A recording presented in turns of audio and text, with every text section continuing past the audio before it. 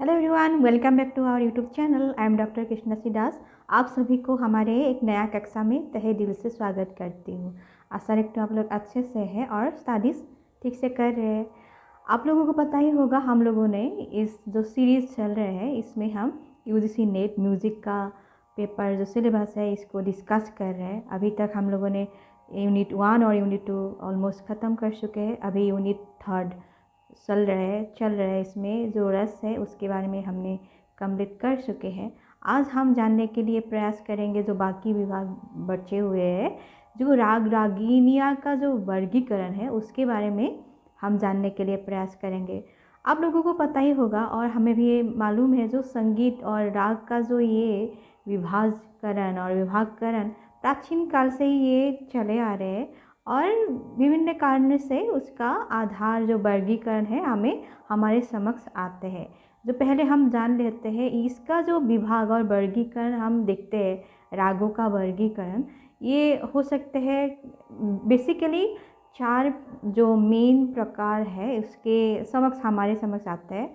आइए थोड़ा बहुत जान लेते हैं। ये है, पहले आते हैं जाति के आधार पर और जो प्रकृति के आधार पर ये समक्ष आते हैं और गायन काल के आधार पर ये समक्ष आते हैं और कोमलता इसके आधार पर भी जो राग के जो वर्गीकरण ये समक्ष आते हैं। आइए विस्तार से जानते हैं। जाति के आधार पर मतलब हम क्या कह सकते हैं। आप लोगों को मैं जो यूनिट 1 का क्लास चले थे उसमें बताए थे जो रागों का जो जातियाँ होता है और सारभ संपूर्ण इस हिसाब से वर्गीकृत किया गया है। तो जाति के आधार पर जो होगा ये आते हैं जो औरव सारव संपूर्ण, ये होते हैं जाति के आधार पर वर्गीकरण। अगर हम प्रकृति के आधार पर वर्गीकरण कहें तो हम जब भी हम रागों के बारे में डिस्कशन करते हैं और राग के बारे में जानने के लिए प्रयास करते हैं तब हम कहते हैं ये राग गंभीर प्रकार का है और एक चंचल है ये और गंभीर प्रकार से इसको गाया जाता है। ये जो प्रकृति है इसको इस हिसाब से इस बेसिस पर जो राग को वर्गीकृत किया गया है इसको हम कह सकते हैं जो प्रकृति के आधार पर किया गया जो वर्गीकरण। अभी आते हैं जो गायन काल के और गायन के समय के आधार अनुसार जो वर्गीकरण किया गया है उसके बारे में। अगर हम कहते हैं ये राग है संधि प्रकाश राग, इस राग को दिन और रात के बीच में जो संध्या के समय हम गाते हैं, ये एक एग्जाम्पल है, उदाहरण हम ले सकते हैं जो गायन के आधार पर वर्गीकरण किए हुए रागों के बारे में। और लास्ट में जो आता है कोमलता के आधार पर किए गए वर्गीकरण। इसमें हम कह सकते हैं जो पुरुष राग है, स्त्री रागिनी राग है, इस आधार पर जो राग का वर्गीकृत किया गया है इसको ही हम कोमलता के आधार पर किया गया रागों के वर्गीकरण। आइए अभी जानते हैं नारद मुनि के जो संगीत मकरंद है उसमें जो राग का जो वर्गीकरण किया है उन्होंने 3 प्रकार का राग वर्गीकरण किया है। उन्होंने किया है पुंगलिंग जो राग वर्गीकरण में आए हैं, स्त्रीलिंग और नपुंसक लिंग, इसको ऐसे वो वर्गीकरण किया है। नारद जी के अनुसार जो संगीत मकरंद में उन्होंने उल्लेख किया है जो पुरुष राग है ये 21 प्रकार का पुरुष राग है। उनके अनुसार जो स्त्री राग है ये 24 राग है और उनके अनुसार नपुंसक जो राग है ये है 13। ये जो उन्होंने ऐसे विभाजित किया है और उनके अनुसार जो 17 जो राग के बारे में उन्होंने जो उल्लेख किया है जो संगीत मकरंद में नारद जी ने उल्लेख किया है, इसके जो प्रकार और इसके जो प्रचलन अभी भी है, अभी भी इसका प्रचलन चल रहा है। तो आज जान लेते हैं, उस रागों के नाम भी हम जान लेते हैं।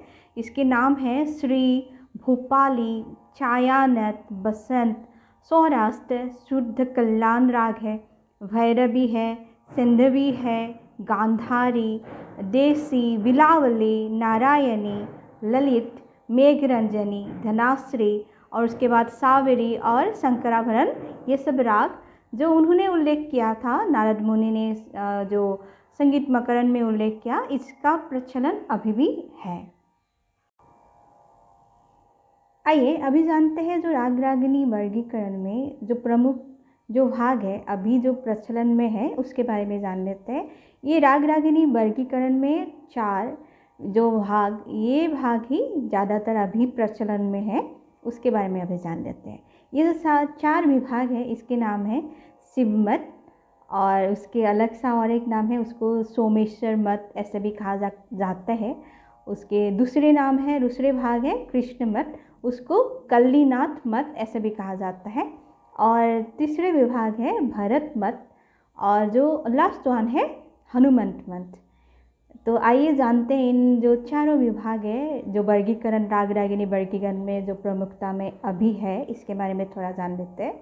ये जो शिव मत है और कृष्ण मत है, इन दोनों में 6 राग और 36 रागिनियाँ के बारे में कहा गया है। मतलब 6 राग और 36 रागिनियाँ इसमें हैं शिव मत और कृष्ण मत, मतलब जो सोमेश्वर मत और कल्लीनाथ मत में। तो आइए जान लेते हैं शिव मत में जो 6 राग है, 6 राग है, उसके नाम जान लेते हैं। ये है श्री, बसंत, पंचम, मेघ, भैरव, नत नारायण। ये जो 6 भाग है इसको आप लिख लीजिएगा, मैं फिर से बोल देती हूँ। श्री, बसंत, पंचम, मेघ, भैरव और नत नारायण। अभी आते हैं कृष्ण मत के बारे में। इसके भी 6 भाग है, 6 राग है। इसके नाम है श्री, बसंत, भैरव, पंचम, नत नारायण और मेघ। मतलब इसमें जो 6 राग है, ये राग ऑलमोस्ट सिमिलर ही है, लेकिन उसका जो जगह है थोड़ा बहुत इधर उधर हो रहे है कि नहीं। तो आइए अभी जानते हैं भरत मत के बारे में। इसमें हमने क्या सीखे, इसमें 6 राग रहते हैं और 30 रागिनियाँ इसमें रहते हैं। और एक बात, जो हनुमंत मत है उसमें भी 6 राग और 30 रागिनियाँ रहते हैं। तो इस हिसाब से हमें पता चला शिव मत और जो कल्लीनाथ कृष्ण मत है उसमें 6 राग तो रहेगा ही, और उसमें रागिनियाँ रहेंगे 36, मतलब 36 रागिनियाँ रहेगा। और जो बाद में आते हैं भरत मत और हनुमंत मत, इसमें भी 6 राग और 6 राग रहेगा, लेकिन इसमें रागिनियाँ रहेगा 30, मतलब 30 ही रागिनियाँ रहेंगे। तो आइए अभी हम भरत मत और हनुमंत मत के बारे में भी जान लेते हैं थोड़ा बहुत। भरत मत में क्या है, इसमें 6 राग और 30 रागिनियाँ का प्रयोग होता है, और हनुमंत मत में भी 6 राग और 30 रागिनियाँ का प्रयोग होते हैं। आइए अभी भरत मत में जो 6 राग है प्रयोग होते हैं उसके बारे में, उसका नाम जान लेते हैं। आप लोग इसको लिखने के लिए भी प्रयास कीजिएगा, मैं बोल देती हूँ इसका जो नाम है।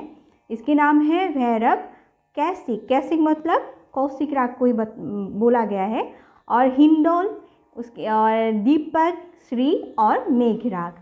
और जो हनुमंत मत है उसमें 6 राग और 30 रागिनियाँ का प्रयोग होते हैं। इसमें भी जो नाम है राग का प्रयोग होते हैं, 6 राग के नाम हम लोग जान लेते हैं। आइए, इसका नाम है भैरव, कैसिक मतलब कौशिक राग, हिंडोल, दीपक, मेघ और श्री। मतलब हम लोगों ने इसके बारे में जो जानकारी लिया, इसमें हमें मालूम चला जो शिव मत, कृष्ण मत, भरत मत और हनुमंत मत, शिव मत और कृष्ण मत में जो राग का प्रयोग होते हैं ये क्वाइट सिमिलर है, लेकिन जो जगह है थोड़ा सा आगे पीछे है। और ऐसे ही भरत मत और हनुमंत मत में भी जो राग 6 राग का प्रयोग होते हैं उसका भी नाम एक जैसा ही है, सिमिलर ही है, लेकिन उसका जगह थोड़ा बहुत इधर उधर हो रहे हैं। ठीक है, तो आज के क्लास में हम लोगों ने राग रागिनियाँ का जो वर्गीकरण है इसके बारे में जानकारी लिया। जो शिव मत, कृष्ण मत और भरत मत, हनुमंत मत, इसके बारे में भी हम लोगों ने जानकारी लिया। तो आज के क्लास हम इस यहाँ तक ही रखते हैं। इसमें हम जो राग रागिनी के वर्गीकरण हम लोगों ने ऑलमोस्ट कंप्लीट कर दिया है। तो मिलेंगे कल और एक अलग क्लास में। तो मिलते हैं कल। सी यू देन, बाय बाय।